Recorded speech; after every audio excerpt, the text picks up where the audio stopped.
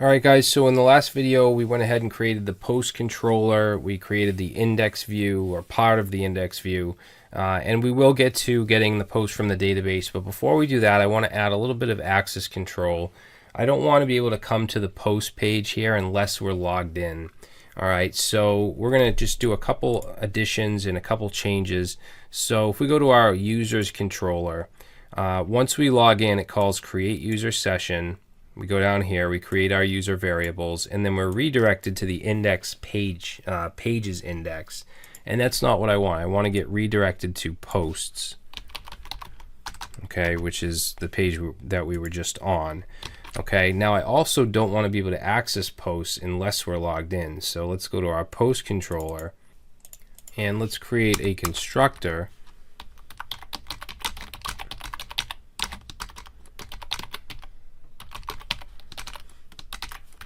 And then I want to check to see if the session user ID is there. If it is, that means we're logged in. If it's not, then I want to redirect. Now, doing it this way in the constructor, this will redirect you no matter what method in the constructor you use. So even the index.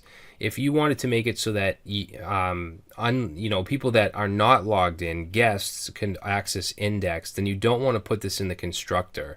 You only want to put it in the methods that you want to be protected, okay? But for me, what I want to do is make all of the post functionality only for logged in users, so I'm putting it up here. All right, so let's say if, we're going to say if not is set session user underscore ID. All right, so basically what this is saying is if we're not logged in. Okay, so if we're not logged in, then we want to redirect. We're going to use our redirect helper function, and we want to go back to /users/login. Actually, we don't need this first slash. All right, and it's as simple as that to check to see if they're logged in and then to redirect them if they're not. So let's save. Now we're not logged in, so if we go and we reload posts, we should get booted back to the login page. All right, and then if we log in,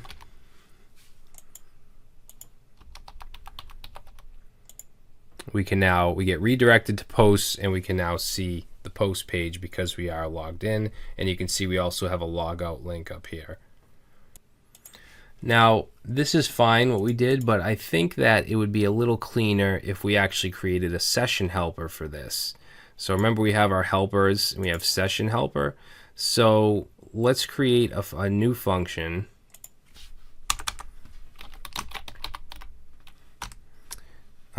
Now, initially I had set this in the user's controller, and I actually don't want to do that. I want to take this and cut it out of the user's controller and put it into the session helper. Okay, we'll just get rid of public. So it's going to do the same thing. It's going to check for the user ID. Let's see, is logged in. So if we are, it will return true. If not, it will return false. So let's save this. And then we should be able to go back to posts, and instead of doing this, we should be able to say if not is logged in, okay, which is part of the session helper, which is being loaded, so we should be able to use it. So let's try that. So now we'll log out, and let's try to go to /posts. Let's see, get an error here, posts on line 4. What do I get, an extra parentheses here? Yeah, too many. All right, so reload, and we can't go. Okay, it's not letting us go to /posts because we're not logged in. If we do log in, now we can see posts. All right, so I think that that's a cleaner way to do it.